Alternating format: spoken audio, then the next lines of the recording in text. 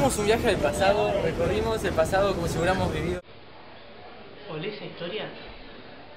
Sí. El eclecticismo es una especie de estilo mixto en las bellas artes, cuyos rasgos son tomados de varias fuentes y estilos. El eclecticismo casi nunca constituye un estilo específico en el arte. Es caracterizado por el hecho de que está compuesto por una variedad de influencias, principalmente elementos de diferentes estilos históricos en la arquitectura, la pintura y las artes gráficas y decorativas.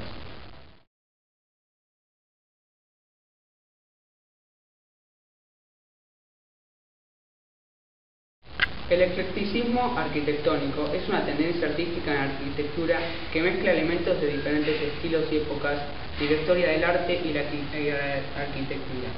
Se manifiesta en Occidente entre 1860 y finales de los años 1920. El término ecléctico viene del verbo griego escoger, puesto que lo que harán los arquitectos y artistas en general de esta época será escoger de toda la historia del arte lo que más les interesa. Un ejemplo del eclecticismo en Buenos Aires es, por ejemplo, el monumento de la Torre a los Ingleses.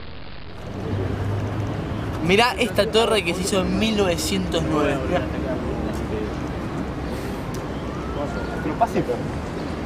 Más o menos.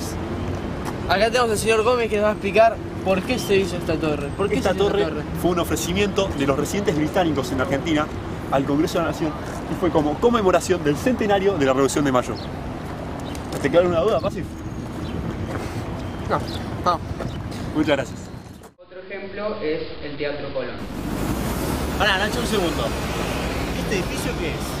Me alegra que hayas preguntado, Manuel, porque este es uno de los edificios más importantes de toda la ciudad. Es el Teatro Colón, uno de nuestros orgullos nacionales. ¿Sabías, Manuel, que es uno de los mejores 5 teatros de todo el mundo?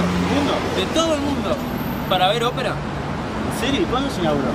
Este teatro, Manuel, se inauguró en 1908 para festejar el 25 de mayo, una fecha patria de nuestro país. Como puedes ver, es muy grande. ¿Sí? Tiene lugar para 2.847 espectadores. ¿2.000? Y 4.000 más si contamos los puestos para pararse. Qué grosso. Más interesante aún, tiene toda una historia de arquitectura larguísima detrás, Manu. ¿Vos sabés cuántos arquitectos hicieron el Teatro Colón? ¿Más de 3? 3 exactos, Manuel. ¡Uy! La licitación la pidió el señor Angelo Ferrari, un italiano que vino con mucha energía y dijo, bueno, vamos a hacer un teatro. Después contrató al arquitecto Tamburini, ¿sí?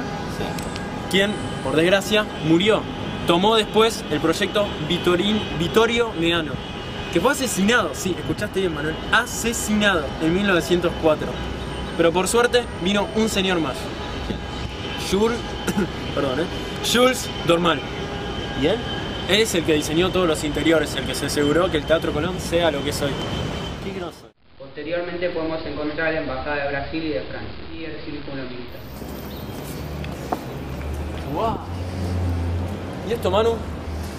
Este es el Palacio Paz. Es la actual sede del Círculo Militar de la provincia de Buenos Aires. ¿En qué año, Manu, esto? Y fue entre 1902 y 1914. ¿Y qué me podés decir del edificio? Está muy bien hecho. Y la realidad es que no empezó siendo un círculo militar. Empezó siendo una vivienda familiar. ¿Esto? ¿Una vivienda? Y la verdad que sí, medio difícil de creer, ¿no?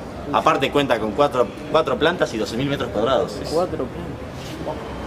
Bueno, me encantaría quedarme, Manu, pero me parece que tenemos un montón para recorrer. Mucho. Así que, vamos. Bueno, esa era la Plaza Pellegrini, Manuel. Vamos a cruzar ahora para acá. ¿Cruzamos? Bueno, dale, crucemos. ¿Y esto? ¿Dónde estamos? ¿Qué es esto? ¡Toma! ¡Toma! Nacho, Manu, ¿cómo estás? ¿Todo bien? Justo la persona que nos teníamos que cruzar por acá. ¿Qué tenían en duda? Y no sabemos dónde estamos. Vemos este edificio. Acá como podemos ver tenemos la embajada francesa. Y fue diseñada por un francés llamado Paul Pater en 1912. La embajada francesa ocupa el Palacio Ortiz Basualdo, que fue diseñado por el matrimonio de Daniel Ortiz Basualdo y Mercedes Sapiola. Es un muy lindo edificio. Algo muy interesante también es que el diseñador de este edificio, el arquitecto, también diseñó el Club de Tigre. ¿El Club de Tigre? El Club de Tigre. Bueno, muchachos, no quiero ser malo, pero hay que seguir, ¿eh? Hay que seguir. ¿Saben qué tenemos por acá cerca, chicos? La Embajada de Brasil. Vamos los tres juntos ya que... Che, pará, Leo, ¿dónde estamos? Bueno, este es el Palacio Pereda, que es ahora la Embajada de Brasil. Acá estamos cerca de la Plaza Carlos Pellegrini y bueno, el Palacio Pereda fue construido por Celedonio Tomás Pereda, que también era el habitante del palacio. Es una gran mansión que fue construida cerca de 1914. Bueno, era de la familia, era una familia de grandes terratenientes que tenían muchas riquezas. Bueno, para demostrar que la plata y demostrar toda la influencia parisina, hicieron este magnífico palacio. Ah, claro, es como que trataron de imitar París y hicieron esto entonces. Sí, exactamente. Ah, fue una representación. Fue una representación. Bueno, al igual que todo el resto de las cuadras, podemos ver que la mayoría de los lugares están influenciados bruscamente por París, por querer demostrar la riqueza cultural de nuestro país. Y es lo que no entendí. Hoy en día, ¿este lugar qué es? Este lugar es la Embajada de Brasil y es la sede del comercio exterior de la embajada. Ok. Bueno.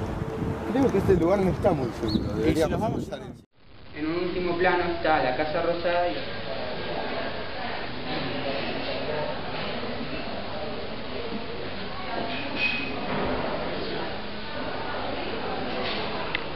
¿Olés esa historia? Sí, estás en el Café Tortoni. Este bar fue, es y será una leyenda para la ciudad de Buenos Aires.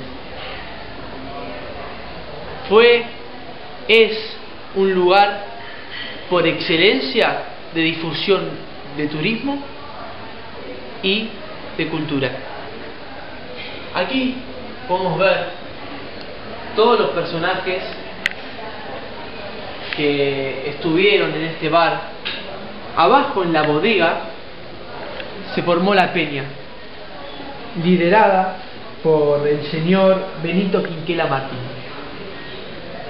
En ese ámbito se fomentó la protección de las artes y las letras hasta su desaparición en 1943. Aún abajo en la bodega siguen tocando bandas, jazz, tango. Y acá podemos ver un par de personas, podemos ver qué íconos de la historia argentina frecuentaban este bar. Entre ellos podemos ver Alfonsín Astorni, Baldomero Fernández, Juana de Ibarbourou, Arthur Robinson, Conrado Nader Oslo, Antonio Bermúdez Franco, Carlos Gardel, Luigi Pirandello, Juan Manuel Fangio, y como íconos internacionales Albert Einstein, Federico García Lorca y Juan Carlos de Borbón. Ahora vamos a ir con el señor Ezequiel, que nos va a contar cómo surgió este bar. ¿Te animás? Bueno, Rama, yo les cuento, chicos, acá. Este café recién vino acá a esta calle, como dijo Pasi, en la Avenida de Mayo, en 1880. Pero antes funcionaba en la esquina de Rivadavia y Esmeralda, como cuentan acá. Y hay dos grandes leyendas urbanas que dicen de cómo se creó este bar. Una dice que fue el fundador fue un tal Tuan, un francés, imitando bares parisinos. Pero otra versión dice que fue fundado por un señor Tortoni. Y la verdad que después, con el tiempo, uno de los dueños del bar, del Tortoni, pudo clarificar que claramente en realidad era una versión ficticia la que dice que un Tortoni lo fundó, sino que claramente el fundador fue el señor Tuan en el año 1858 y se encontraba el bar en Esmeralda y Rivadavia.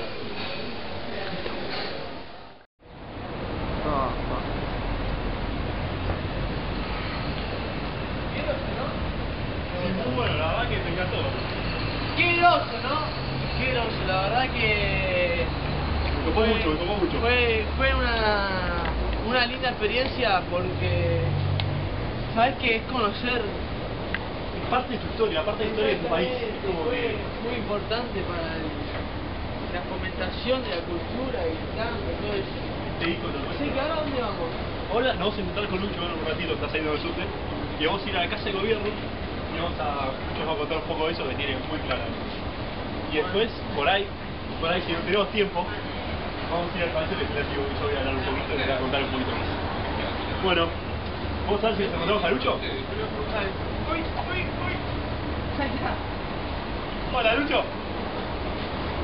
Justo tiempo, muchachos, justo tiempo. ¿Cómo andamos? ¿Bien? Sí. Vamos a la casa de gobierno ahora. Vamos, Lucho. Bueno, vamos. Bueno, acá estamos en la Casa de Gobierno, mejor conocida como la Casa Rosada. Lucho, contame un poco la historia de la Casa Rosada. Según tengo entendido, es muy diferente antes a lo que era hoy, ¿o no? Sí, la verdad totalmente de acuerdo. Esta Casa Rosada, la que tenemos acá atrás, ha sufrido innumerables modificaciones en su fachada, en la arquitectura, en todo básicamente. Acá les tengo una breve síntesis de lo que fue, ¿no? Para comenzar, esta Casa Rosada fue construida en 1594. Fuera la Real Fortaleza de Don Juan Baltasar de Austria. Luego, esta fortaleza es reconstruida en 1713. Y bueno, así pasaron los años y esta misma sirvió de sede a los gobernadores, luego a los virreyes del Virreinato de La Plata, del Río de la Plata, y posteriormente a los gobiernos independientes de 1810. Bueno, acá sufrió modificaciones en lo que fue el puente levadizo. Luego la fortaleza fue demolida parcialmente en la década de 1850 para reconstruir en su lugar el edificio de la Aduana Nueva. Luego, bajo la presidencia de Domingo Faustino Sarmiento, esta casa fue pintada de color rosa. Básicamente una combinación de cal y sangre bovina, ¿no?